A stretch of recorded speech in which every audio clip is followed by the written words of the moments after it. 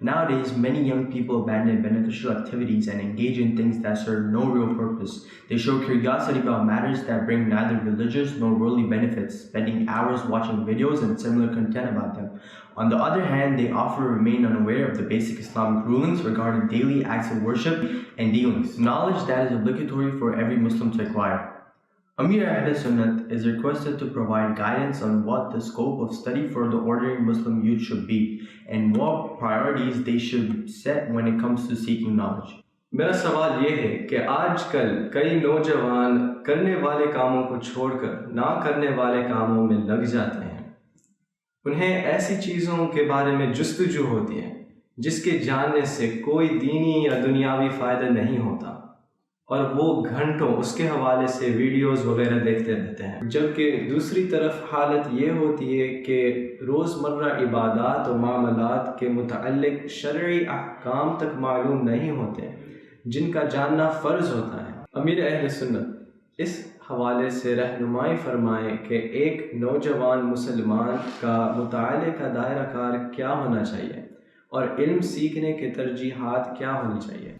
اللہ علم حاصل کرنا چاہیے، علم دین حاصل کرنا چاہیے۔ علم دین حاصل کرنا یہ افضل ترین عبادت ہے حدیث پاک میں، اور پھر ضرورت کے احکام جو ہیں تو وہ فرض ہیں سیکھنا، یہ بھی علم کا ہی شعبہ ہے۔ جیسے نماز فرض ہوئی تو نماز کے ضروری احکام، ضروری مسائل یہ جاننا بھی فرض ہے، تو بغیر سیکھے تو نہیں آئیں گے، سیکھنا ہوگا، اس کے لیے اسٹڈی کرنی ہوگی، مطالعہ کرنا ہوگا۔ تو اب یہ کہ یہ جوان کے لیے بھی ہے، دیڑھ عمر کے لیے بھی ہے، بزرگوں کے لیے بھی ہے، اچھا اسلامی بہنوں کے لیے بھی ہے، سب کے لیے یہ فرائض ہیں کہ اپنی اپنی ضرورت کے مسائل ان کا جاننا ضروری ہے۔ تو اس کے لیے بس ماحول کی ضرورت ہے، گناہوں بھرے ماحول میں پرورش پائی ہے اور اسی میں اٹھان لی، اور ابھی اسی طرح کی زندگی ہے، تو ذرا اس کو تو پتہ ہی کچھ نہیں، تو وہ وہی کرے گا جس کا وہ سوال میں تذکرہ ہوا۔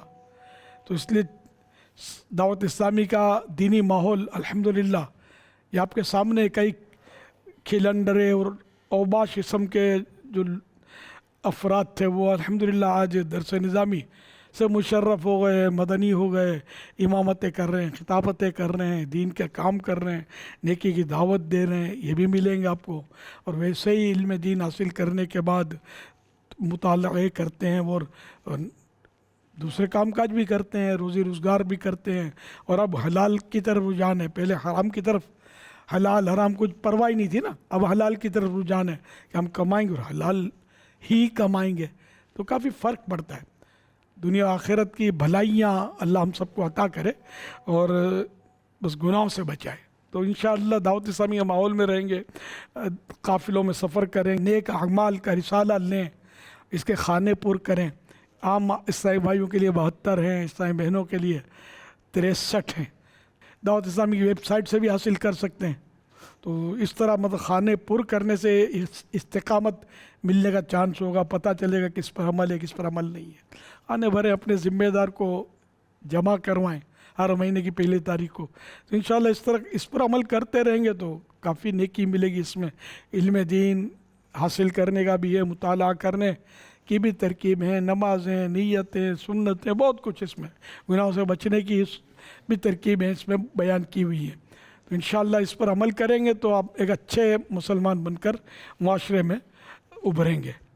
صلو علی الحبیب صلی اللہ علی محمد۔